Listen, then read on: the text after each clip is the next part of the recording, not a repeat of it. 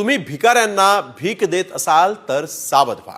होय, कारण तुम्ही भीक द्याल तर थेट तुम्हाला जेलमध्ये जावं लागणार आहे. तुम्हाला हे ऐकून धक्का बसला असेल, मात्र हे खरं आहे.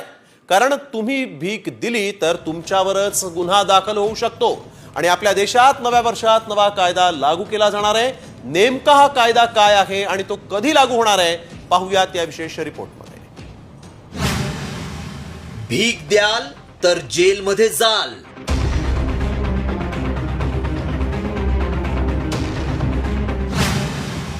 भिकाऱ्यांना भीक देणं आता गुन्हा.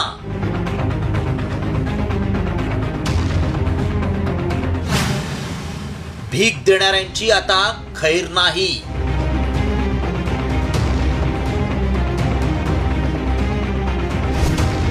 जर तुम्ही भीक देऊन पुण्य कमवण्याच्या विचारात असाल तर जरा थांबा, कारण आता भिकाऱ्याला भीक देणं हा गुन्हा ठरणार आहे.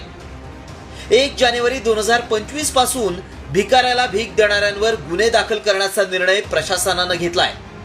भिकाऱ्यांना भीक देणं आता गुन्हा झालाय. त्यामुळे पुण्य कमावण्याच्या नादात तुम्ही थेट तुरुंगात जाऊ शकता. भिकाऱ्यांना भीक देणं गुन्हा का झालाय पाहूया. केंद्रीय सामाजिक न्याय मंत्रालयानं भिकारी मुक्त शहर करण्याची मोहीम हाती घेतली आहे. भीक मागण्याविरोधात जनजागृतीसाठी इंदूरमध्ये मोहिमेला सुरुवात झाली आहे. भीक मागण्यावर बंदी घालण्याचे प्रशासनानं आदेश दिलेत. भीक देताना पकडला गेला तर गुन्हा दाखल होणार आहे. जिल्हाधिकाऱ्यांनी भीक न देण्याचं आवाहन केलंय. भिकारी मुक्त शहर करण्यासाठी हा निर्णय घेण्यात आला असून या मोहिमेदरम्यान अनेक धक्कादायक खुलासे झालेत. यावेळी अनेक भिकाऱ्यांची पक्की घरं आहेत.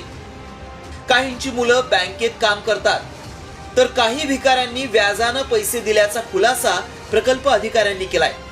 या मोहिमेची अंमलबजावणी करताना 30 ते 40 भिकाऱ्यांची सुटका केल्याचं देखील सांगितलंय. ख़ास तौर पर कोई बच्चा अगर भीख मांग रहा है या किसी भी सामान की बिक्री कर रहा है, तो अगर हम लोग उससे कोई सामान खरीद रहे हैं या उसको भीख दे रहे हैं तो ये कानूनन अपराध की श्रेणी में आता है. ऐसे भीख देने वालों के खिलाफ भी हम लोग कार्रवाई करेंगे.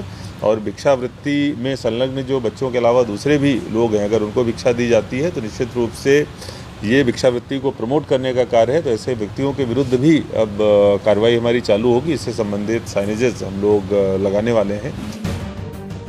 मध्य प्रदेशात हा निर्णय झालाय. नवीन वर्षापासून तिथं या निर्णयाची अंमलबजावणी होणार आहे. मात्र केवळ शहर भिकारी मुक्त करण्यापेक्षा त्या भिकाऱ्यांच्या हाताला काम देऊन त्यांना भीक मागण्यापासून परावृत्त करणं हे देखील तितकंच महत्त्वाचं.